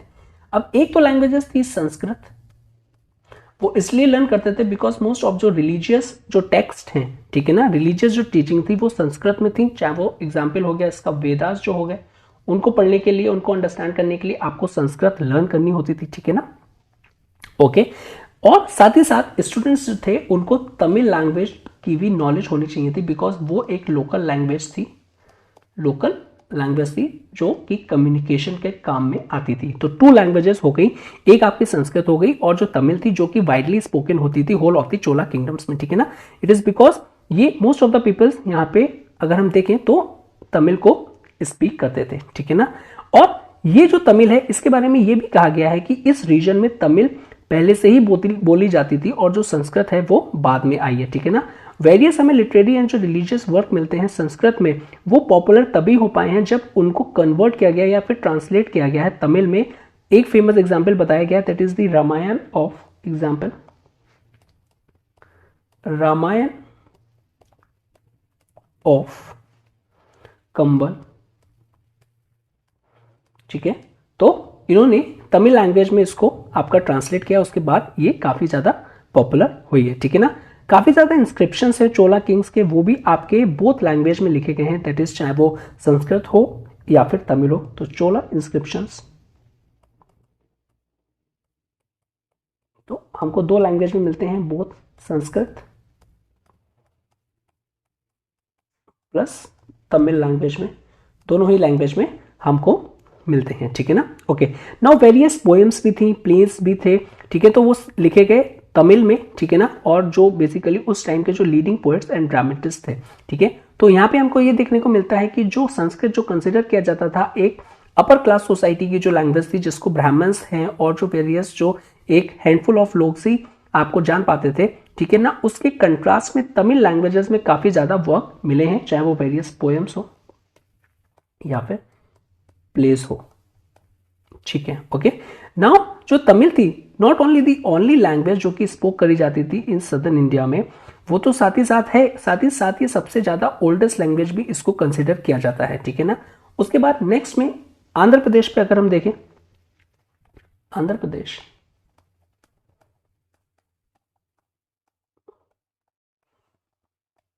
प्रदेश में ये बताया गया कि जो तेलुगु है, तेलुगु को बेसिकली ये कंसिडर किया जाता है कि वहां के लोकल पीपल जो हैं वो तेलुगु लैंग्वेज का काफी ज्यादा यूज करते हैं, तेलुगु लैंग्वेज को, ठीक है ना। और इसमें various adaptations of Mahabharata and Ramayana in Telugu को भी आपका लिखा गया है, ठीक है ना, ट्रांसलेट किया गया है, ठीक है। नेक्स्ट हम देखेंगे आंध्रा रीजन में। सो आंध्रा रीजन में अगर हम देखें तो वहां पे हमको तेलुगु लैंग्वेज का लोकल पीपल उसको बहुत ज्यादा यूज करते थे, लोकल पीपल्स काफी ज्यादा उसको यूज करते थे, और वेरियस एडेप्टेशंस भी हुए हैं यहाँ पे, ठीक है। एडेप्टेशंस हुए हैं सच एज वो महाभारत हो या फिर रामायण तेलुगु में, और जो ओरिजिनल राइटिंग्स थी वो भी काफी यहाँ पे पॉपुलर हैं, ठीक है ना। उनमें से एक इंपॉर्टेंट बताया जाता है, दैट इज द ननाया, ठीक है ना, जिन्होंने एडेप्टेशंस किए थे on the parts of Mahabharata. और ये जो एडेप्टेशंस थे इनको लेटर ऐड किया गया है टू पोएट तिक्कना, ओके, इसमें ऐड किया गया है। उसके बाद अगर हम जो रीजन देखें अराउंड मैसूर, तो वहां पे जो कनाडा है और कन्नड़ा है वो वाइडली लैंग्वेज स्पोकन की जाती थी वहां पे, और ये आज भी यहां पे बोली जाती है। वेरियस पोएट्स, चाहे हम एग्जाम्पल लें पंपा,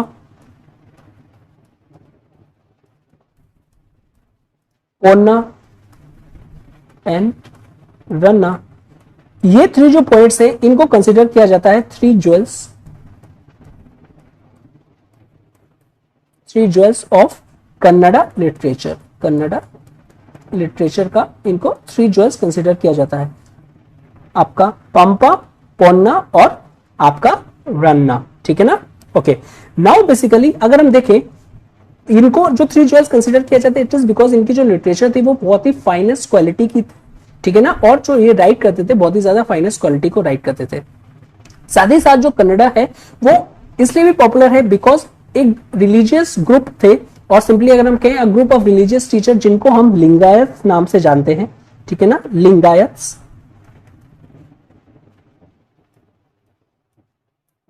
a group of religious teachers.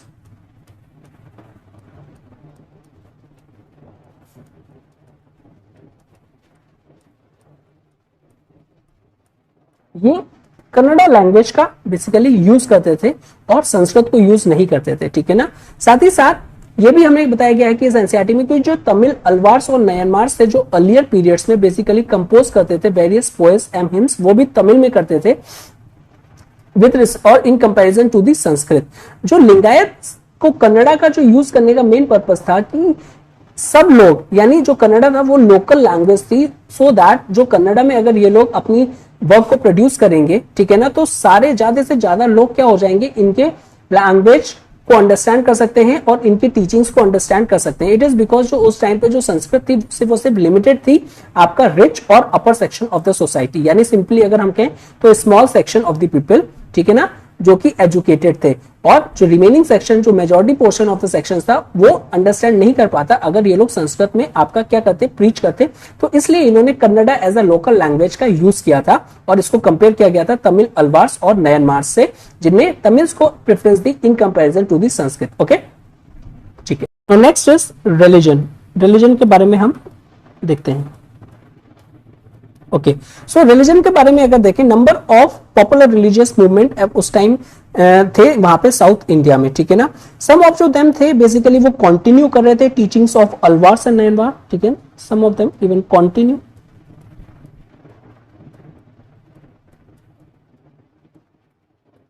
The teachings of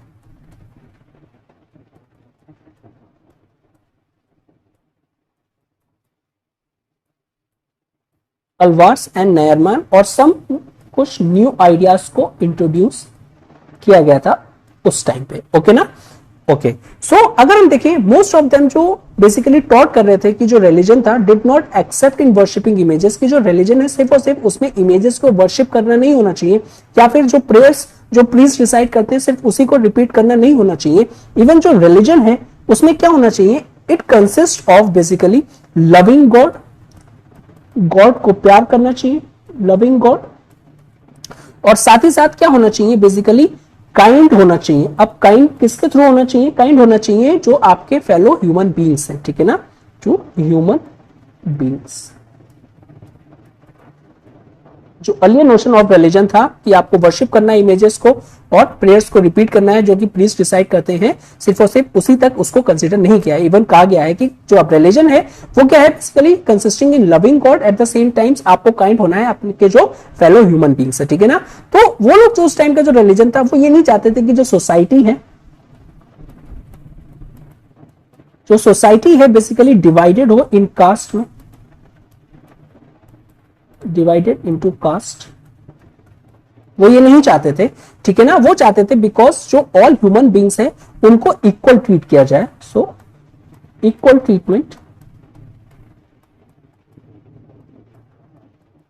to all human beings को इक्वल ट्रीटमेंट आपका करना है, ठीक है ना। Okay, one of the most important अगर हम इस टाइम के सेक्ट्स देखें जिनके बारे में अभी हम लास्ट में पढ़ चुके हैं, आपका लैंग्वेज जो हमने पढ़ा था, दैट इज एजुकेशन में जो पढ़ा था, उसमें लिंगायत्स, ठीक है ना, लिंगायत्स, ठीक है ना। तो लिंगायत्स बेसिकली इनके जो फाउंडर थे वो बसावत है, BASAVA, जो कि 12th सेंचुरी में रहते थे, ठीक है ना। अब बेसिकली ये पीरियड जो था इसमें नंबर ऑफ लर्न पीपल्स काफी इंटरेस्ट भी लेते थे फिलोसॉफी में, ठीक है ना। जो रेप्यूटेड फिलोसफर्स थे वेरियस, जो कि आपका टॉट करते थे साउथ इंडिया को, बट इनकी जो फिलोसफी थी सिर्फ और सिर्फ लिमिटेड नहीं थी south, at the same times various north India के पार्ट में या फिर whole of the Indian subcontinent में भी फेमस थी। तो इस टाइम का जो पीरियड था वेरियस लर्न पीपल्स भी रहते थे, लर्न पीपल और सिंपलेस्ट वेरियस फिलोसफर्स जो कि फेमस थे, not only its origin that is south but whole of the subcontinent में इनकी फिलोसफी काफी ज्यादा फेमस थी, ठीक है ना। ओके, ठीक है। तो मेनी ऑफ जो रिलीजियस जो आपके टीचर्स थे वो बेसिकली साउथ से थे उस टाइम के, लेकिन लेटर हमने ये देखा कि नॉर्थ ने भी अपने कुछ टीचर्स में कंट्रीब्यूशन दिया है, यानी नॉर्थ से भी कुछ टीचर्स गए हैं, ठीक है ना। उनमें से जो बेस्ट नोन ऑफ जो टीचर्स थे वो थे आपके शंकरा एंड रामानुजा, ठीक है ना। अब हम उनके बारे में देखते हैं, शंकरा एंड रामानुजा। पहले शंकरा के बारे में देखें, ठीक है ना। तो शंकरा के बारे में बेसिकली ये कहा जाता है कि ये लिव करते थे 8th सेंचुरी में और ये बिलोंग करते थे फ्रॉम केरला से, ठीक है ना, केरला से बिलोंग करते थे। इनकी जो फिलॉसफी थी, फिलॉसफी ऑफ अद्वैता, ठीक है ना, अद्वैता। अब ये जो अद्वैता फिलॉसफी है इसमें ये कहते थे the unique has no second, ठीक है ना, the unique has no second, ठीक है ना। अद्वैता, अगर मैं कहूं कि गॉड सिंपल सिर्फ एक है और उसके जैसा कुछ नहीं है, ठीक है, the unique which has no second, ठीक है ना। और बेसिकली ये टॉट करते थे कि जो बेसिकली जो नॉलेज है वो काफी ज्यादा इंपॉर्टेंट है आपका वर्शिप करने में गॉड को, ठीक है। तो ये एम्फसाइज करते थे नॉलेज,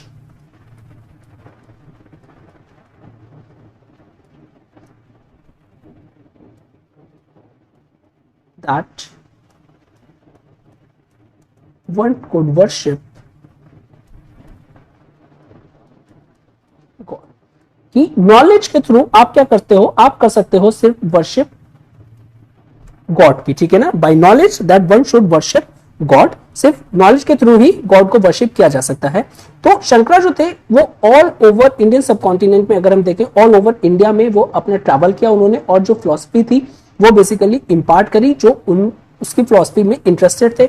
इवन साथ ही साथ उन्होंने डिबेट भी किया वेरियस अदर स्कॉलर्स से, ठीक है ना। और बेसिकली इस तरीके से he also establish various centres of philosophy, उन्होंने वेरियस सेंटर्स ऑफ फिलॉसफी को भी आपका एस्टैब्लिश किया।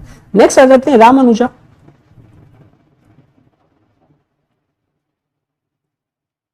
रामानुजा, ठीक है। तो रामानुजा के बारे में ये कहा जाता है कि ये बॉर्न करते हैं इन 11th सेंचुरी में ये बॉर्न करते हैं, ठीक है ना। और बेसिकली ही प्लीज दैट जो one should devote oneself entirely to the worship of God through bhakti. अब ये एम्फसाइज कर रहे हैं कि नॉलेज कुछ नहीं है, ठीक है ना। अगर आपको गॉड से आपको पाना है, ठीक है ना, तो आपको क्या करना पड़ेगा, आपको डिवोट करना पड़ेगा अपने आप को entirely to the worship of God. और वो किससे होगा, थ्रू भक्ति, और भक्ति में क्या आ जाएगा, that is the devotion and love. इन्होंने जो अर्लियर फिलॉसफी थी दैट इज अ शंकरा, कि आपको बेसिकली अगर गॉड को पाना है तो क्या करना पड़ेगा, नॉलेज लेनी होगी, तो इसको डिस्कार्ड कर दिया था, ठीक है ना। तो ये क्या कह रहे हैं, one should devote oneself entirely to the worship of God, किसके through, through bhakti, that is the devotion and love. और इन्होंने एग्री नहीं किया था शंकरा के साथ, जो कि इंस्टेड करते थे जो गॉड है वो वर्शिप किया जाए through love rather than knowledge, ठीक है ना। ओके, नाउ जो रामानुजा थे वो क्वाइट अपसेट थे, इट इज बिकॉज उस टाइम पे ना कास्ट सिस्टम से वो काफी ज्यादा अपसेट थे। उनको लगा कि कैसे कि हम किसी भी एक सेक्शन ऑफ आपके पीपल को हम नहीं अलाउ करेंगे कि वो टेंपल में एंट्री करें या फिर वो वर्शिप कर सकें, ठीक है ना, लो कास्ट। तो he was against the caste system, caste system ये उसके अगेंस्ट में थे, that is the Ram Anuja against में थे, ठीक है ना। उनके लिए हाई और जो लो कास्ट थी वो मैटर नहीं करती थी, वो सबको क्या देखते थे कि all human beings as equal, ठीक है ना। अनदर रिलीजियस टीचर उस टाइम पे थे दैट इज द माधवा,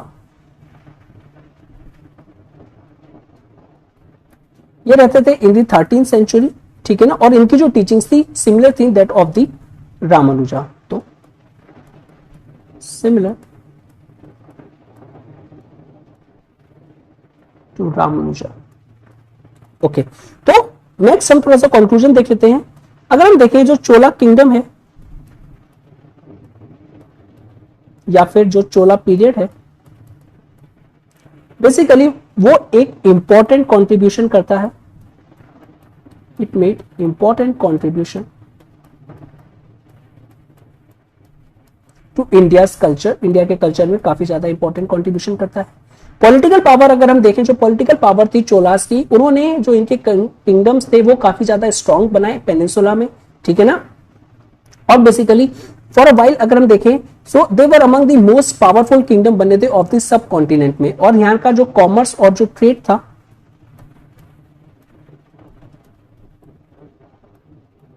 इनका जो कॉमर्स और ट्रेड था वो बेसिकली कैसा था, वो भी काफी ज्यादा वेल्थ प्रोवाइड करवाता था चोला मर्चेंट्स को और अल्टीमेटली चोला किंगडम्स को। वेरियस जो पोएट्स एंड राइटर्स थे दिस टाइम पे, पोएट्स एंड राइटर्स, वो हमें देखने को मिलता है कि उन्होंने नंबर ऑफ वर्क्स किए और डिफरेंट लैंग्वेज में, चाहे वो तमिल हो, चाहे वो तेलुगु हो, या फिर वो कन्नड़ा हो, ठीक है ना। मैग्निफिसेंट टेम्पल्स भी हमें इनके पीरियड में देखने को मिलते हैं, ठीक है, जो कि बहुत ही इलाबोरेटली बेसिकली बने हुए थे और बेसिकली क्राफ्टली बहुत ही अच्छे से क्राफ्ट किया गया था उनको, ठीक है। Okay, now popular religious movements को देखें, वो भी काफी ज्यादा स्ट्रेंथन हुए थे, ठीक है, इस टाइम पे, ठीक है। तो साथ ही साथ पॉपुलर रिलीजियस मूवमेंट्स